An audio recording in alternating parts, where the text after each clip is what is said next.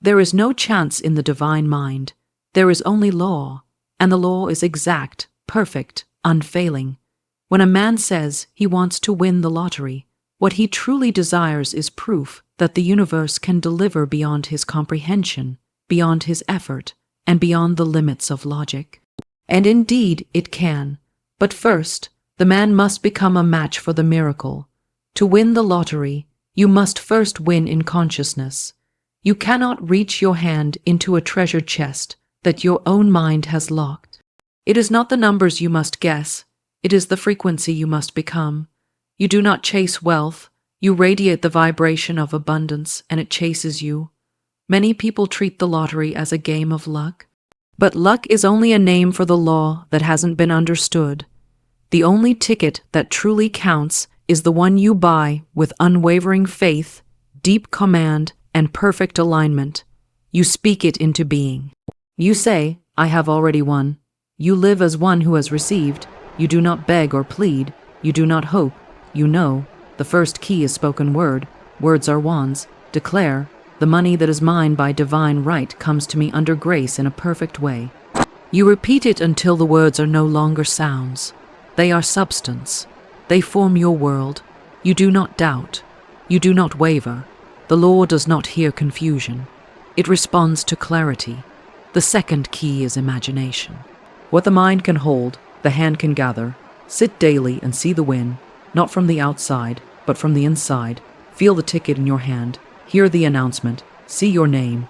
Experience the freedom, the gratitude, the shift. You do not imagine to get. It is in the imagining that you have. The third key is emotion. Emotion is magnetism. What you feel you draw near. You cannot feel poor and win wealth. You cannot feel desperate and attract ease. So you cultivate the feeling of joy, of celebration, of having. Dance before the prize arrives. Laugh with trust. Walk as if your angels are already setting the table. The fourth key is release. The man who plants a seed does not dig it up each day to check its roots. He waters, he waits, he trusts the process of growth. In the same way, once your command is spoken, and your vision is vivid, you let go. You say, it is done. You do not chase, you allow. You do not panic, you expect. The fifth key is worthiness. No one can receive what they do not believe they deserve. If you secretly feel guilt, shame, or unworthiness, you will repel the very blessing you ask for. So you must cleanse the inner temple. You forgive. You release old vows of struggle. You say, I am one with infinite supply. I am worthy of every treasure of the universe. The sixth key is gratitude. Gratitude is the oil that keeps the machinery of manifestation running smoothly. It is the signal that you are ready. It is the recognition of the divine hand in all things. Be grateful for the ticket before it's bought. Be grateful for the win before it's seen. Say, thank you for the miracle already made manifest. And the seventh key is spiritual obedience. You may think the lottery is a certain draw, but sometimes your supply will come through a door you did not knock on. Be open. Be sensitive to guidance. Be ready to be moved, relocated, rerouted, and surprised. Divine order is your deliverer, and it knows paths you do not see. To win the lottery is not to beat the odds. It is to rise above them. It is to know that the greatest power in the world is not chance, but choice. The man who wins is not the one with the lucky number. He is the one with the divine consciousness of wealth. To speak your word with absolute authority and unwavering faith is to command the invisible realm with the power of your divine inheritance. The spoken word is not mere sound. It is substance. It is the first movement of creation. All things that are seen were first spoken. When a person understands the creative force of their words, they no longer speak idly, they no longer mutter doubt, and they no longer curse their own desires by contradicting them with negative declarations. Instead, they rise up in spiritual confidence and say, I am already what I seek. I already possess that which I desire. The word has gone forth and will not return void. When a person speaks of winning the lottery, They often speak from the vibration of desire and not completion. They say things like, "I hope I win," "Maybe one day I'll get lucky," or "People like me never win big." These are not declarations of faith. They are expressions of fear and uncertainty wrapped in longing. The universe responds not to need, but to knowing. The one who wins is not always the one with the ticket, but the one with the testimony, the one who speaks with such certainty that the entire spiritual realm bends to fulfill the spoken decree. Faith is not begging, faith is not wishing, faith is a deep inner knowing that what is spoken has already been received.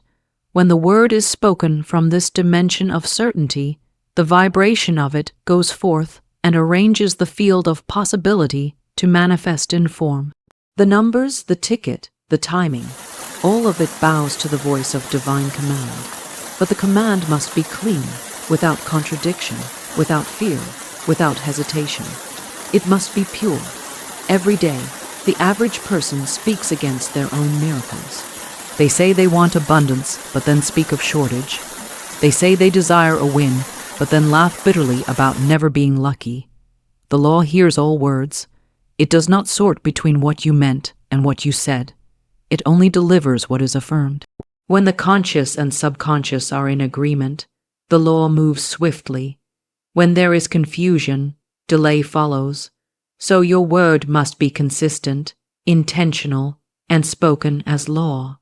You say, "By divine right, I am a lottery winner. The numbers are drawn in my favor.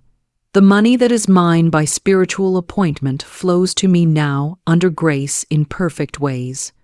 You speak this with a voice of command, not of hope. You speak it as if it were already true, not as if you are waiting for proof. Because in the realm of spirit, it is already true. There is no delay except the delay in belief. Your word should be repeated until it becomes flesh in your emotions. Until you no longer say it just to make it true, but because it already feels true. That is the mark of inner alignment. You no longer need outer evidence to affirm what your soul already knows. You walk in the vibration of it. You speak in the frequency of it, and the outer must conform. Think of the architect. He does not build a house with bricks alone. He builds it first in vision and then in blueprints. But the builder who lays the bricks must have clear instructions. Your word is the blueprint for your reality. If it is vague, scattered, or contradictory, the manifestation will be slow, disjointed, or absent. But if it is precise, grounded, and repeated with conviction, the manifestation is swift and sure. Words backed by emotion carry great power. Words backed by faith carry divine power. When you speak, you are not speaking to the air. You are speaking to substance, invisible but intelligent substance that molds itself around your declarations. It takes the shape of your belief. It carries the echo of your command into the quantum field, and the field organizes itself around your frequency. Some people say, "Well, what if I say the words and nothing happens?" That question alone reveals the presence of doubt, and where doubt lives, manifestation cannot fully enter. It is not the number of times you say the word, it is the quality of belief behind it. A single sentence, spoken with true power, is more effective than 100 repetitions laced with fear. So you must come into stillness, into spiritual certainty before you speak. You must go within and become one with the reality you desire. When you speak your word, you do not explain it, you do not justify it. You do not water it down for those who do not understand. You speak it because you are a creator. You are made in the image of the creative power, and that power created all things by the word. You say it boldly. You say it even if the world calls it madness. You say it because the moment you speak, the law begins to work on your behalf. People often ask for signs, but the spoken word is the sign. It is the signal that you are in union with divine will. It is the evidence of faith, and as you continue to speak your word with authority, the outer signs must follow, the door must open, the ticket must come, the win must be revealed, but the word comes first. Always do not use your words to complain. Do not use your words to describe what is. Use your words to declare what shall be. Say, I am now in possession of the winning ticket. The draw has gone in my favor. It is done. Say it in the morning. Say it at night. Say it until it echoes in your being. And do not allow any word to pass your lips that denies it. If someone speaks against it, you do not argue. You simply reaffirm your word. You are not subject to the words of others. You are only subject to your own spiritual decree. You must also watch your inner dialogue, for what you speak aloud is powerful, but what you say in silence is potent. Monitor your thoughts. When doubt tries to whisper, you override it with truth. You say inwardly, I am aligned with the vibration of wealth. I am a magnet for divine supply. I win with ease by law. This inner speech reinforces your outer command, and soon the two become one. Your word is the beginning of wealth. It is the seed. You plant it with intention. You water it with repetition. You protect it with silence. You nurture it with gratitude, and you harvest it with joy. But the moment you speak, you must believe that it is done. That is the level of faith that moves mountains. That is the level of certainty that bends reality. That is the vibration that opens the way where there was no way. So speak now, not from need, but from knowing, not from fear, but from fulfillment, not from lack, but from abundance. Let your words be few, but full. Let your declarations be sacred, not shallow. Let your voice carry the fire of creation. And as you speak with authority, speak also with peace. For what is spoken in the name of the divine cannot fail. It is law. It is truth. It is done in the invisible, and the visible must obey to visualize the win as already accomplished and embodied is to step into the most powerful dimension of creation, the imagination governed by faith. When you desire something as seemingly improbable as winning the lottery, it is not numbers or tickets that you must chase, but the image held in your mental movie screen. For the subconscious mind does not differentiate between reality and imagination. It only accepts what is repeatedly and vividly impressed upon it. When a person repeatedly sees themselves as victorious, wealthy, favored, and joyful, the subconscious receives these images as fact and organizes the outer world to reflect them back in tangible form. You do not wait to see to believe. You believe to see. You close your physical eyes so you may see with the eyes of spirit. You build the scene in your mind exactly as you wish it to unfold. You do not worry about how it will happen or when it will arrive. You go directly to the end. You see yourself holding the ticket. You feel the weight of the win. You hear the announcement. You smell the air around you in that moment. You taste the celebration. You fully inhabit the scene, not as a spectator, but as the one who is living it. You are not looking at yourself. You are being yourself. That is the key. You are not creating a fantasy. You are receiving a spiritual blueprint. The moment your vision is accepted by your subconscious as true, the bridge of events begins to form. Circumstances are reshuffled, people are moved, doors open, a shift occurs in the invisible realm, and it begins to push upon the visible. The clearer and more consistent the vision, the faster the formation.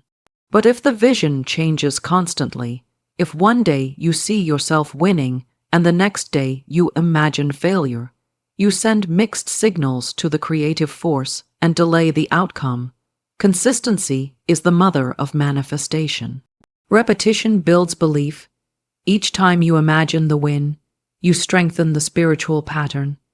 Each time you visit the scene, you solidify its imprint. It becomes so familiar to you that the outer world begins to look like the stranger, and your inner world feels like the home.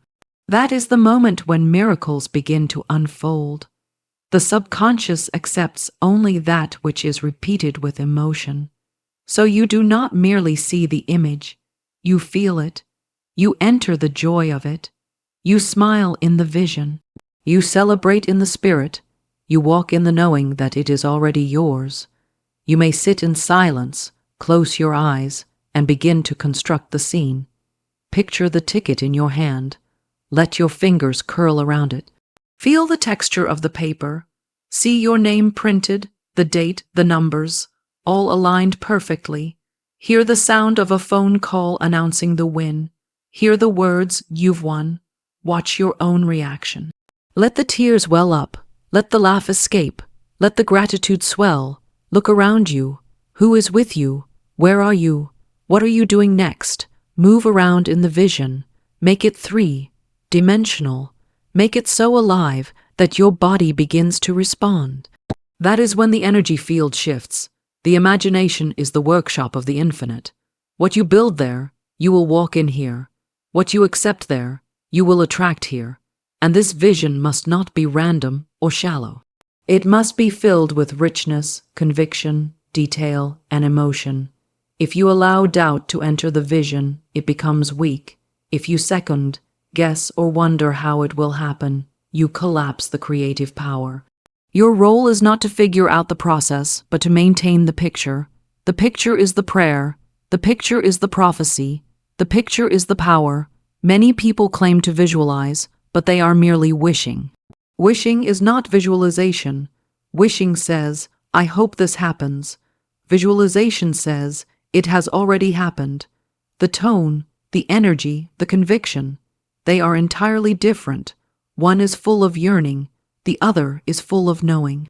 The spiritual law does not respond to longing. It responds to belief. Belief must be seen, felt, spoken, and repeated until it becomes embedded. This is not daydreaming. This is disciplined imagination, applied deliberately with intention and reverence. You do not visualize once and then wait. You return daily to the scene. You do not force it. You allow it. You let the vision grow and expand. You may begin with just a glimpse, but over time, the image becomes so detailed, so familiar, so alive, that it feels more real than anything outside of you. And that is when the shift occurs. The outer begins to bow to the inner. The world conforms to your inner movie. That which was seen becomes that which is touched. Visualization also trains the nervous system. The body does not know the difference between a real experience and an imagined one if the emotion is real. So when you imagine the wind vividly and repeatedly, your body begins to act as though it has already received. Your chemistry changes. Your posture shifts. Your energy rises. And in this state, you become a vibrational match to the reality you've envisioned. The law of attraction is activated. What you are in consciousness becomes what you attract in experience. You may also write down your vision, describe the scene in detail, speak it aloud, draw it, feel it. Every method that reinforces the image adds strength to its manifestation. Some may call this foolish, but the wise know it is law. The greatest inventors, artists, and visionaries saw their creations before the world could. They lived from the end. They acted as though it were already done. That is not arrogance.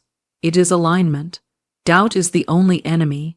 The moment you entertain thoughts of what if it doesn't work, or this is too big for me, you weaken the structure of the vision. The house begins to crumble, so you must guard your mental house. You must protect the seed. Speak only that which affirms the vision. Think only that which supports the end. Associate only with those who can celebrate the vision with you. If someone laughs, you do not defend. You simply return to your secret place and rebuild the picture stronger. The world is full of distractions, fear, and noise. But the inner world is where your destiny is born. It is in silence, in solitude, in sacred imagination that the impossible becomes inevitable. You may see nothing around you that suggests the win is coming, but if you see it within and you hold it firmly, it must appear. The law is impartial, infallible, and exact. What you consistently impress upon your subconscious must be expressed through your reality. If you find it hard to visualize, begin with simple steps. Imagine the color of the ticket. Imagine the room you're in when you receive the news. Imagine the sound of your voice saying, "I did it." Start small and grow the scene. Add details each day. Build momentum. With every return to the vision, the energy compounds. You are building a spiritual magnet, and what you magnetize in consciousness, you materialize in the physical. Let your visualization be sacred. Treat it as a spiritual practice. Do not rush. Do not approach it as a chore. Approach it as communion with the divine. You are not begging for something to happen. You are co-creating with universal intelligence. The vision you hold is not yours alone. It is given to you by Spirit as a preview of what is possible. And if you honor it, hold it, protect it, and live in it, the law must fulfill it. Every great manifestation began in the unseen. The house was first a drawing. The book was first an idea. The fortune was first a vision. The win is first an image, so let your mind become the canvas. Let your imagination become the brush, and paint the life you desire with bold colors, clear lines, and unwavering belief. Return to the picture daily. Live in it inwardly. Celebrate it silently, and let your inner world declare what your outer world must soon echo.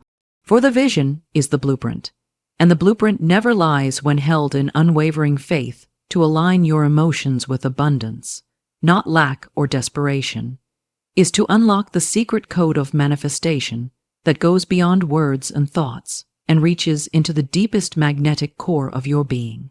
Emotions are not random reactions. They are creative forces. They do not simply reflect what is. They attract what will be. Whatever you consistently feel, you bring nearer. Whatever emotional atmosphere you dwell in, that is the weather your life begins to reflect. To win something as seemingly rare as the lottery, it is not enough to speak abundance or to think abundance. You must feel it until it becomes the permanent tone of your inner world. Emotion is energy in motion. It sends signals far beyond your physical body. It creates a field around you, and that field either attracts or repels your desires. You may say, I want to win. But if your feelings are drenched in fear, scarcity, self-pity, or desperation, you are pushing your miracle away with the very force that you think should be pulling it toward you.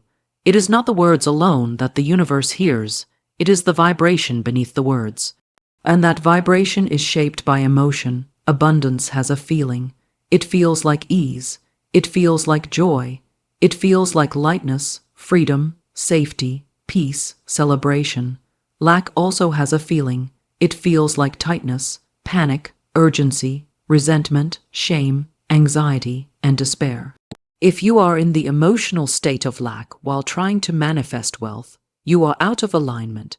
You are not in harmony with the outcome you seek. And spiritual law cannot deliver a result that contradicts the dominant energy within you to align emotionally with abundance. You begin by observing your current feelings around money, luck, and winning. Do you feel jealousy when others succeed?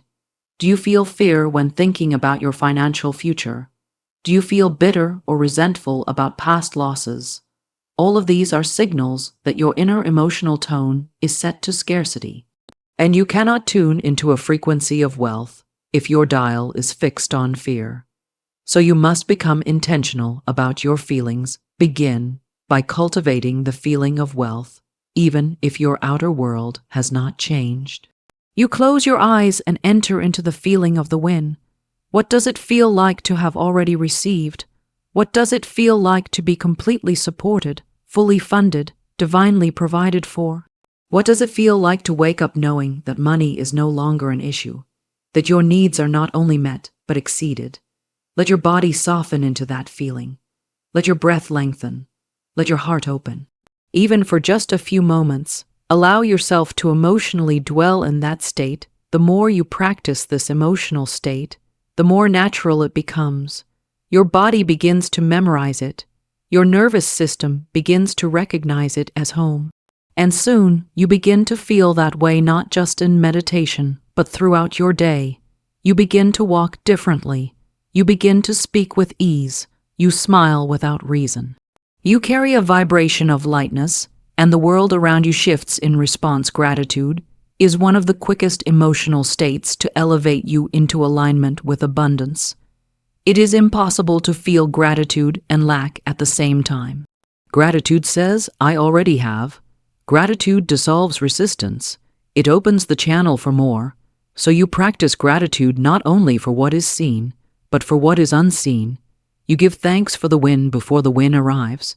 You say, thank you for the lottery numbers drawn in my favor. Thank you for the sudden influx of wealth. Thank you for the freedom, the joy, the blessings unfolding now. You speak it and you feel it. And your emotions begin to rise. Another powerful emotional practice is joy. Joy is magnetic. Joy sends out a signal to the universe that says, I am ready. I am available. I am already fulfilled. You do not wait to feel joy until after the win. You choose to feel it now. You find reasons to laugh. You dance in your room. You sing your affirmations. You act as if the miracle has already occurred, not because you are pretending, but because in the spiritual dimension, it already has. And when your emotions match the reality of the spiritual realm, that reality rushes into the physical. Desperation, on the other hand, is the great repellent. Desperation says, I need this or I will suffer. It is rooted in fear, and fear creates walls. When you are desperate for money, you are energetically telling the universe that you are not yet whole, that you are not yet supported, that you are separate from your supply, and the law mirrors that belief. You do not attract from need, you attract from knowing. You do not attract from panic. You attract from peace. Emotional alignment is a daily practice. It is not something you do once and forget. You may need to reset yourself many times a day. You may notice fear creeping in and choose again. You may catch yourself comparing your journey to others and gently return to joy. This is not failure, it is mastery. The spiritual master is not someone who never feels negative emotion, but someone who knows how to shift it quickly and powerfully. You can use physical anchors to help shift your emotional state. Music is one such tool. Play songs that make you feel like a winner. Dance in your home as if the money has already landed. Wear clothes that make you feel abundant. Eat with a sense of celebration. Speak with a tone of victory. Let your entire lifestyle become a match for the wealth you are calling in. You are not waiting for the win to change your feelings. You are using your feelings to bring in the win. Another emotional practice is generosity. When you give even a small amount with joy and freedom, you affirm to the universe that you are in overflow.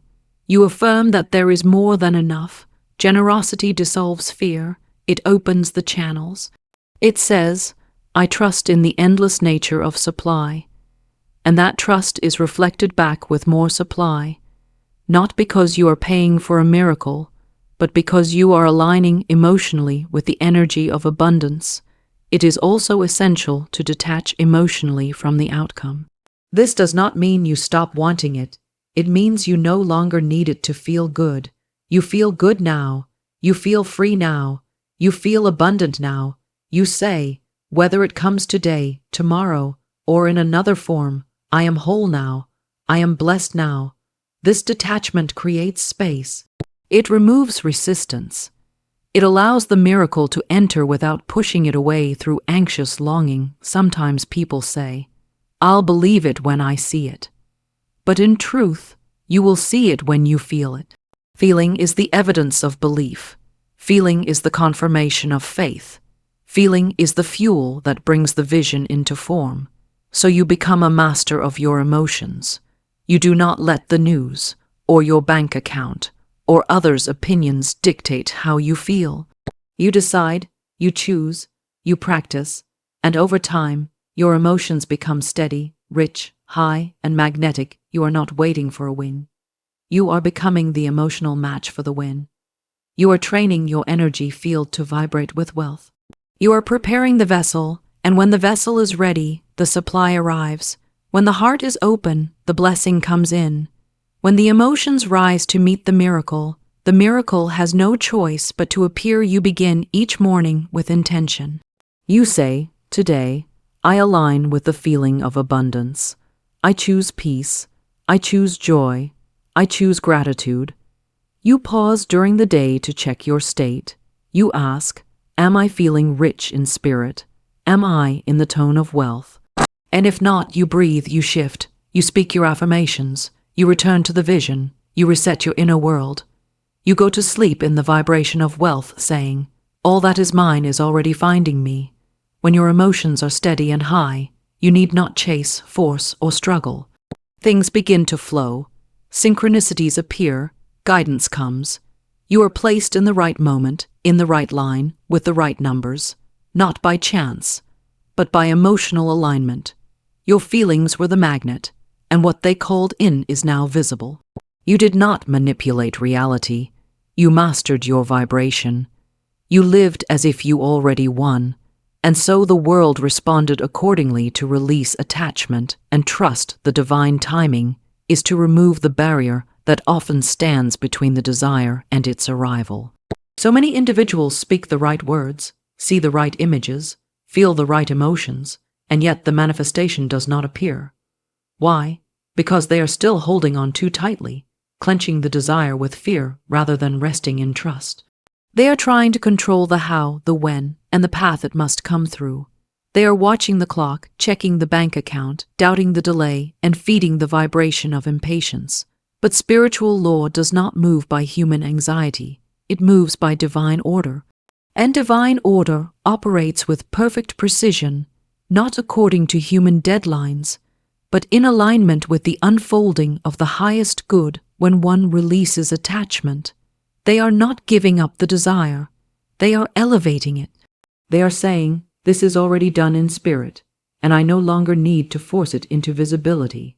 I now rest in the knowing that the law is working on my behalf. I trust the unseen process more than I trust the seen delay. It is a powerful act of faith to walk as if what you want is already yours, even when the senses seem to suggest otherwise. That is the very vibration that opens the floodgates. That is the trust that breaks the resistance. That is the surrender that invites miracles. Desperation chokes desire. It crowds the space where manifestation wants to enter. When a person feels frantic or overly obsessed with the outcome, they are sending a message to the universe that they do not believe it is on its way. The clinging comes from fear that it won't arrive, and where fear is present, flow cannot be. The release of attachment does not mean you stop caring. It means you stop doubting. You remain available, open, expectant, but not tense. You continue to prepare, affirm, celebrate, but you are no longer emotionally dependent on its arrival to feel whole or secure. Letting go is not passive. It is spiritually active. It is the declaration that you now step into peace. You no longer chase because you understand the law never forgets a request made in faith. You no longer beg because begging is the language of lack. You no longer try to force a particular method or time frame. Instead, you say, this or something better by divine right, in perfect timing, in a perfect way. That statement holds infinite power because it gives the universe room to orchestrate blessings beyond your comprehension. Trust in divine timing means that you understand everything arrives in the exact moment it is meant to. Not a minute early, not a second late. Just as seeds bloom in their season, so too does your manifestation ripen at the appointed time. If you pick a fruit before it's ready, it's sour. If you force open a rosebud, you destroy the bloom. In the same way, when you attempt to rush spiritual unfoldment, you interfere with its perfection. But when you wait in joyful expectancy, trusting the process, the manifestation arrives in full sweetness, beauty, and rightness. One of the most liberating feelings is when you realize you no longer have to carry the weight of the outcome. You do your part, you speak your word, you feel the joy, you visualize the end, and then you release the burden of when or how. You hand it over to the higher intelligence, to infinite wisdom, and you walk in peace. You do not need to monitor the result every day.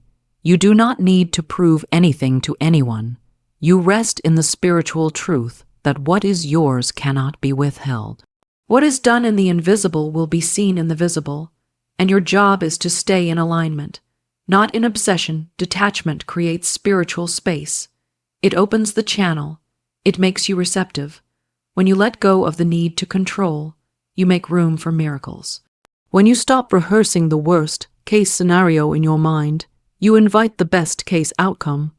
When you stop waiting anxiously, you begin living freely, and from that state of freedom, the vibration becomes magnetic. The lottery win, or any other blessing, is no longer attracted by striving, but by allowing to detach does not mean you lose interest. It means your interest is now rooted in trust, not tension. You still take inspired action if led. You still follow nudges from spirit. You still prepare the vessel for the blessing, but you are no longer emotionally entangled with the result. Your happiness is not postponed until the manifestation arrives. You live now, you breathe now, you give thanks now, and in doing so, you prove your faith. Think of a person ordering something from a trustworthy store.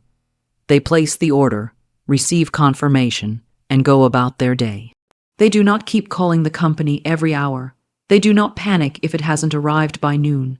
They trust the system. They know it's on its way. That is how spiritual trust works. You place your request through word and faith. You visualize with feeling. You affirm with confidence. Then you go about your day with peace, knowing it is already dispatched and en route in ways you may not yet see. The energy of surrender is powerful. It is the energy of I have already received, and I no longer need to prove or pursue it. That energy draws things to you with grace. The anxious energy of why hasn't it happened yet only delays. The questioning of timing becomes an obstacle, but the silence of trust becomes an invitation. When you detach from the when, you open the doorway to now. For many miracles arrive the moment you stop trying to force them into place. Letting go also requires letting go of the path. You may think the lottery must come through one specific game, one ticket, one draw, but the universe has infinite ways to fulfill your desire. If you cling to one way, you limit the possibilities, but if you say, I am open to all paths through which this can come, you activate a wider channel. It may arrive through a ticket. It may arrive through a gift. It may arrive through an idea. It may arrive through something that looks like coincidence, but is actually divine coordination. Releasing attachment to form means trusting the essence over the package. You hold firm to the feeling of what you desire, freedom, joy, wealth, ease, but you remain open about the method. You do not confuse the delivery system with the destination. The lottery win is one form of abundance, but abundance itself can take many shapes. When you trust the substance more than the shape, you stay aligned with true prosperity. This surrender allows you to return to presence. You stop living in the future. You stop waiting to be happy. You stop postponing peace.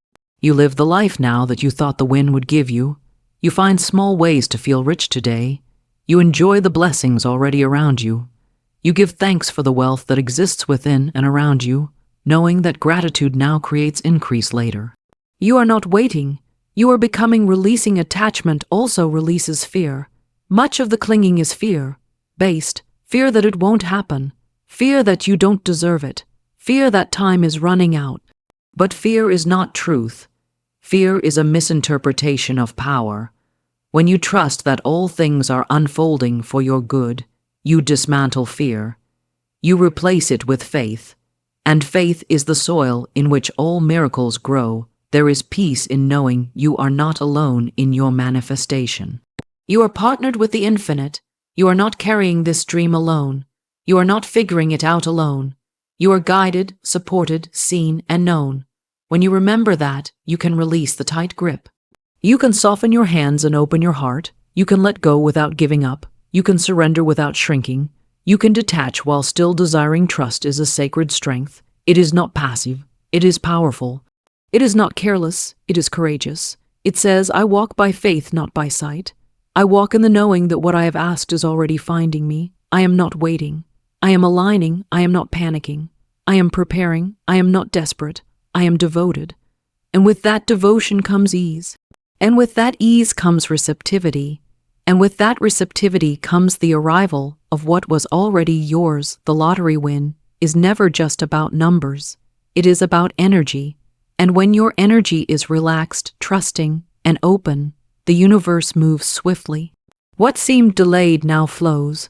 What seemed impossible now unfolds, not because you forced it, but because you surrendered to it, not because you demanded it, but because you allowed it, not because you obsessed over it, but because you became the calm within which it could safely land.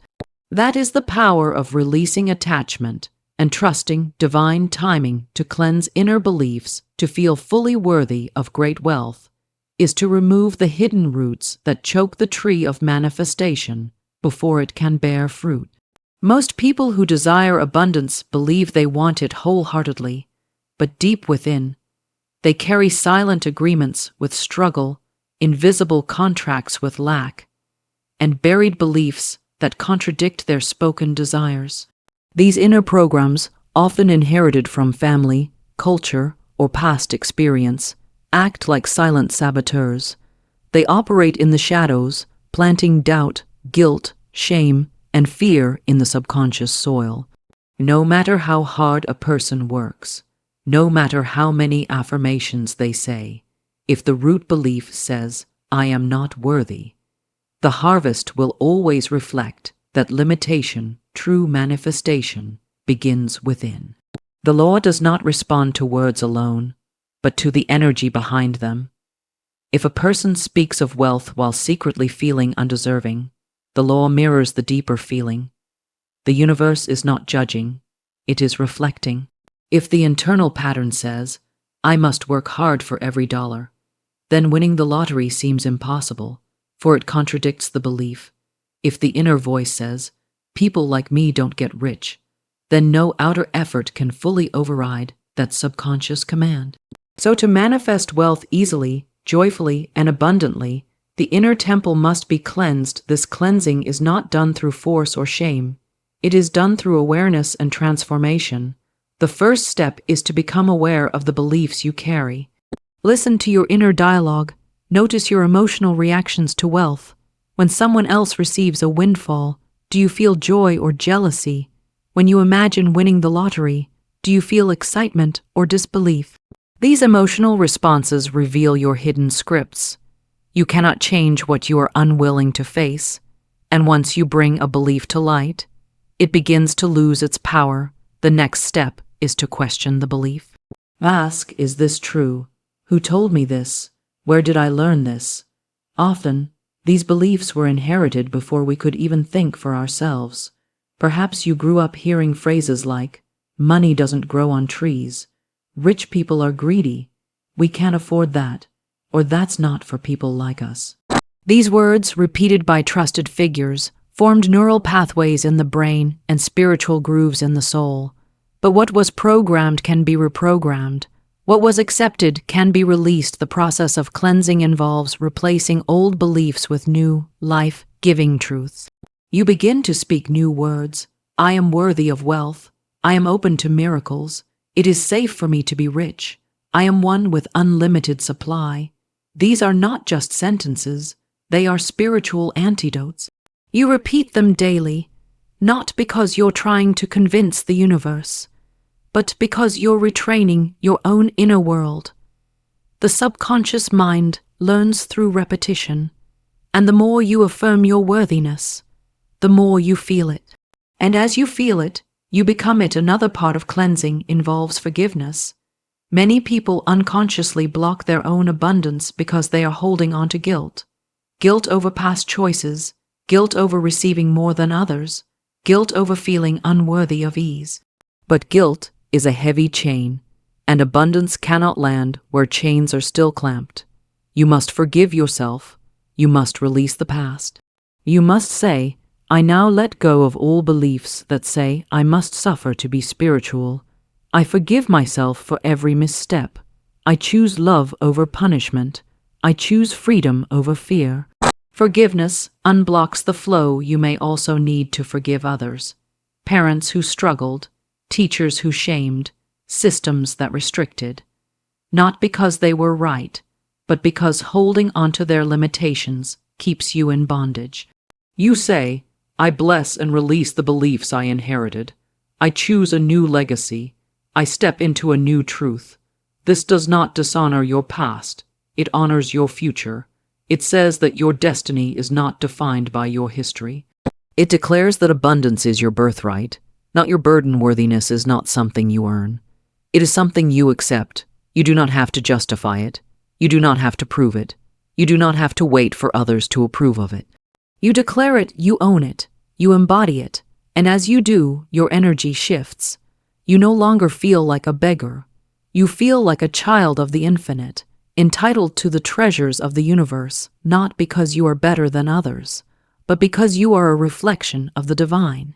And the divine lacks nothing. Cleansing your inner beliefs also means releasing fear of responsibility.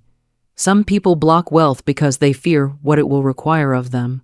They worry about taxes, pressure, judgment, or change. But these fears are illusions dressed as wisdom. You can handle great wealth with grace. You can remain grounded. You can be rich and kind, abundant and humble, wealthy and peaceful. Say, I am ready to receive and manage great wealth with ease. I am divinely guided in all financial matters. I am safe to succeed. These declarations clear the emotional clutter. Sometimes the blocks are deeper. They are not just thoughts, but traumas, memories of betrayal, loss, or shame linked to money. In those cases, you offer gentle compassion to yourself. You use tools like journaling, meditation, tapping, or counseling. You do not suppress the pain. You meet it with light. You let the tears come, and then you let them go. You speak over the pain and say, you no longer define me. I now choose freedom. I now choose abundance. I now choose joy. And with every choice, the old structure crumbles, and the new one rises. Feeling worthy is not about arrogance. It is about alignment. It is saying, I match the vibration of what I seek. It is not loud. It is steady. It is not boastful. It is peaceful. It does not need to prove it, simply knows. When you walk in that energy, you do not have to chase. Things come to you. You become magnetic. You become open. You become the answer to your own prayer. One powerful practice to anchor worthiness is mirror work. You look into your own eyes and say, I love you. I accept you. I am proud of you. I am worthy of miracles. At first, it may feel strange. Old voices may rise up in protest, but you keep going. You keep speaking. You keep looking, and slowly, the image you see begins to change. Not your face, but your essence. You see the divine reflection. You see the truth. And the truth is that you are enough. Another way to reinforce worthiness is through celebration. You celebrate even the smallest signs of increase. A found coin, an unexpected gift, a good idea. You treat it all as evidence that you are becoming. You say, thank you for this proof. More is coming. I am worthy of all of it. And as you celebrate, you signal to the universe that you are ready for more. The energy of appreciation is a magnet for increase. You also surround yourself with voices of truth. You listen to teachings that affirm abundance. You read books that expand your consciousness.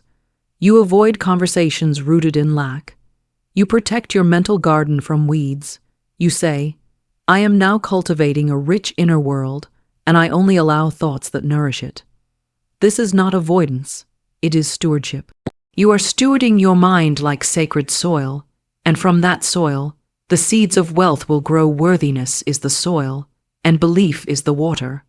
When both are healthy, the tree of abundance grows naturally. You do not need to force it. You simply align with it. You do not need to beg. You receive it. You do not need to pretend. You become it. The lottery, the wealth, the overflow. It is not outside of you. It is waiting in the invisible, and your sense of worthiness is the signal that opens the vault. You walk daily in this truth. You speak it when you rise. You affirm it when fear comes. You return to it when doubt knocks.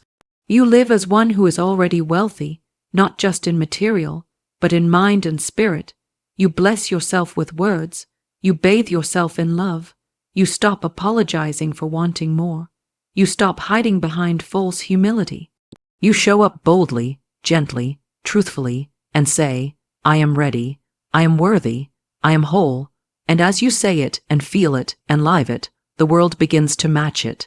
The unseen aligns with the seen. The miracle you once reached for begins to reach for you, not because you begged for it, but because you believed you deserved it all along. To express gratitude in advance for unseen miracles is to activate the divine law before any physical evidence appears. It is to believe that what you have asked for has already been given, even when your senses show no proof. Gratitude is the golden bridge between the invisible and the visible, between the desire and the demonstration.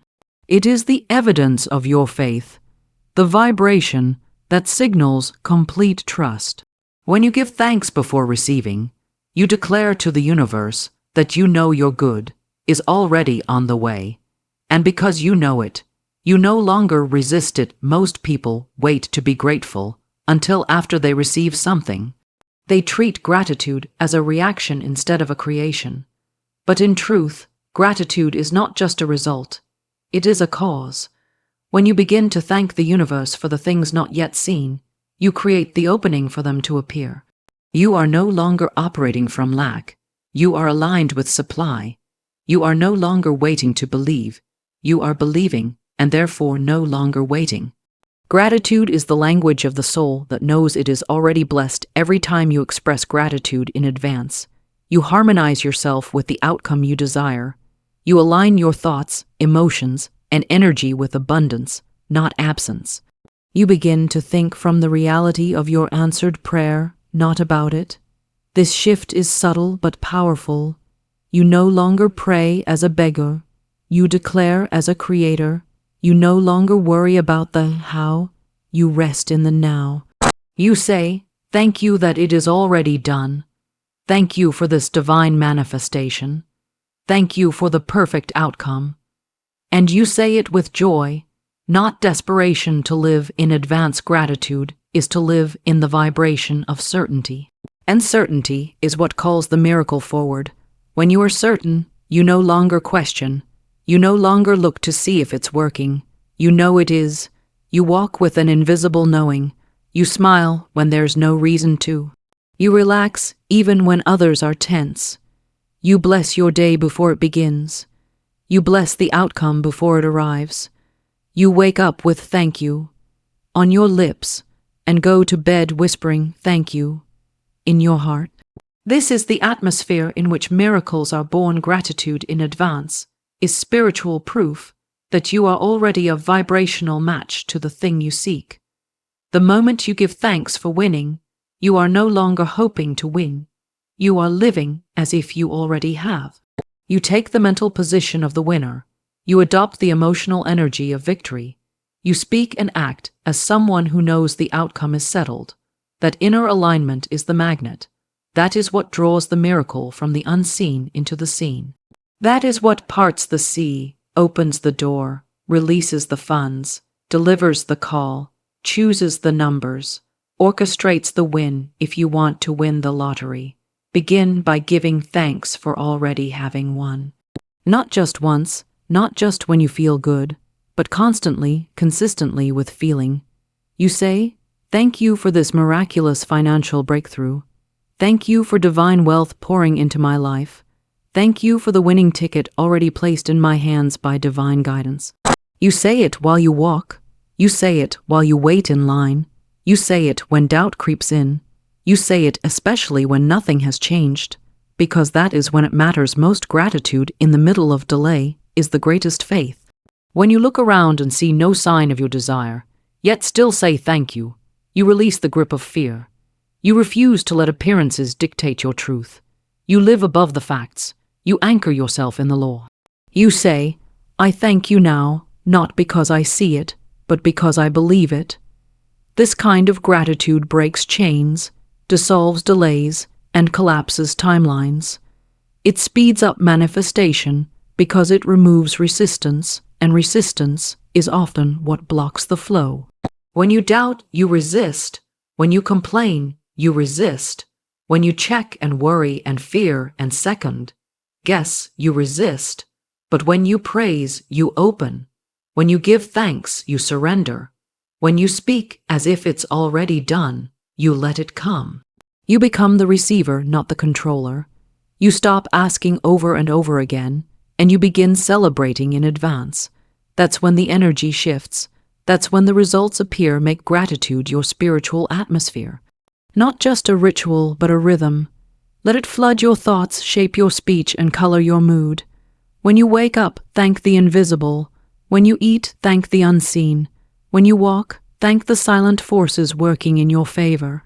When you rest, thank the laws that never fail. You say, I don't have to see it to believe it. I believe it, so I will see it. I don't wait for evidence.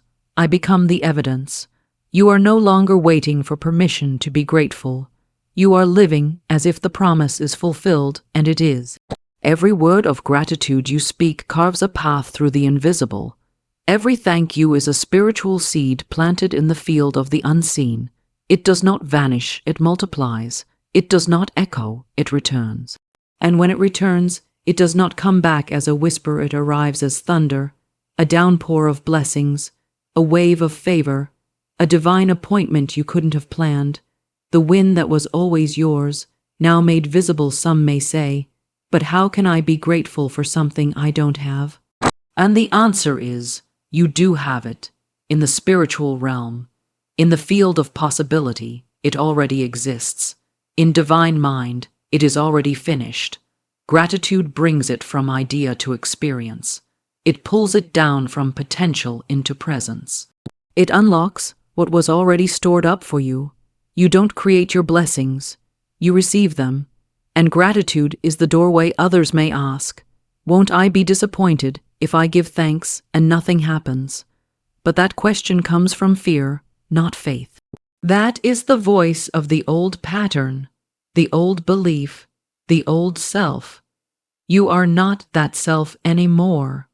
You are the one who believes without seeing, who thanks before touching, who rejoices before counting. You are the one who knows that nothing given in faith is ever wasted. No seed planted in gratitude ever fails to produce a harvest. Begin now. Thank the universe not just for what you have, but for what you desire, as if it were already yours. Thank the divine for the win, the wealth, the freedom. Write it, speak it, feel it, act on it. When you buy your ticket, do so with joy, not with pressure. When you see the numbers, smile and say, thank you for the divine alignment. When someone else wins, say, that's proof that miracles are happening for me too. Make everything a reason to give thanks. Make every moment a rehearsal of your good. When doubt whispers, drown it in praise.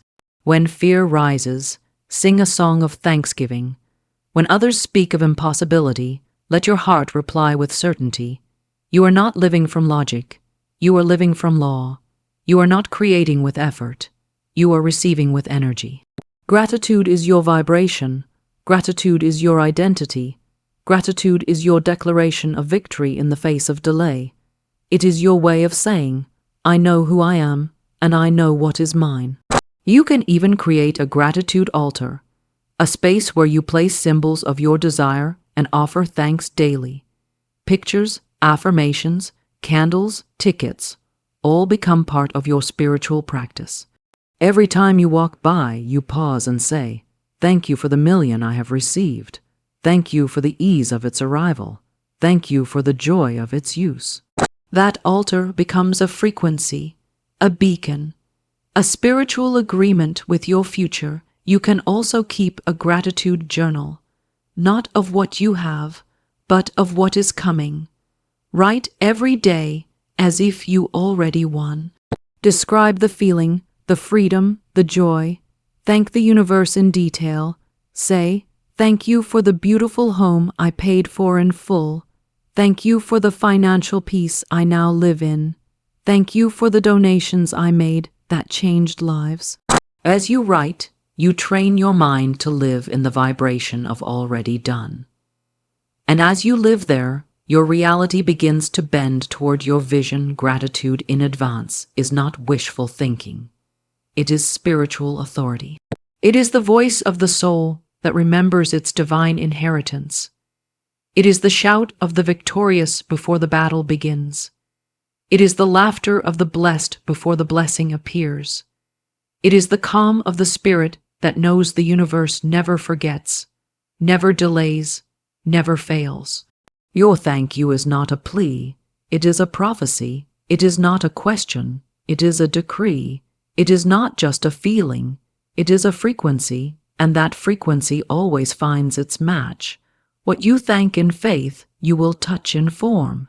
What you celebrate in spirit, you will hold in hand. What you praise in the silence will soon shout its arrival in your world. To stay open to unexpected channels of manifestation through spiritual guidance is to live in a state of divine receptivity, unbound by human logic and unrestricted by appearances. It is to understand that the path to your desire may not be paved the way you imagined, but it will surely unfold by higher intelligence when you allow it. It is to live by intuition, not analysis, to follow divine nudges, not mental struggle, to be flexible in form but firm in faith. The moment you decide how the blessing must come, you limit the law. But when you say, I don't know how, and I don't need to know, just show me, you release the miracle to take shape beyond your comprehension. The spiritual laws are precise and eternal, but their channels are infinite. That is why one person wins the lottery, another receives an inheritance, another starts a business that multiplies, and another finds a forgotten account in their name. The universe does not run out of ways to prosper you. It does not run out of doors, people, or methods, but the human mind often gets caught in narrow assumptions. It says, this is the only way. But divine mind says, I can make a way where there is no way. Staying open is your agreement with that higher intelligence. It is your way of saying, lead me, surprise me, use me. Let the highest unfold in the most unexpected way. So many block their own blessings by obsessing over the method. They want the money, but they insist it must come through one route. They want the win, but they want to choose the exact timeline. They want the miracle, but only if it shows up on their terms. That is not faith. It is control disguised as belief. Faith does not dictate. Faith trusts. Faith surrenders the outcome and the pathway. Faith says, I am open to be guided to what I have already claimed in spirit. And in that openness, something marvelous happens. The exact people appear. The perfect timing unfolds. The pieces arrange themselves, and the universe begins to deliver through divine appointments. Spiritual guidance is not always loud. It may come as a whisper, a tug, a feeling, an idea that won't go away. It may seem silly or impractical at first, but if you trust it, follow it, act on it without delay, you will see that it was the key to the treasure. You may be guided to buy a ticket at a particular store on a particular day with a particular number. It may not make sense, but if the nudge is persistent and peaceful, honor it. It may be that you feel drawn to a conversation, to a place, to a dream that shows you something. These are not random. They are the codes of your unfolding. The universe loves obedience to divine intuition. The moment you obey, even without understanding, you align with supernatural assistance. You shift from trying to force outcomes to flowing with them. You shift from thinking your way forward to being led step by step. Some may call this coincidence, but those who walk by spirit know it is orchestration.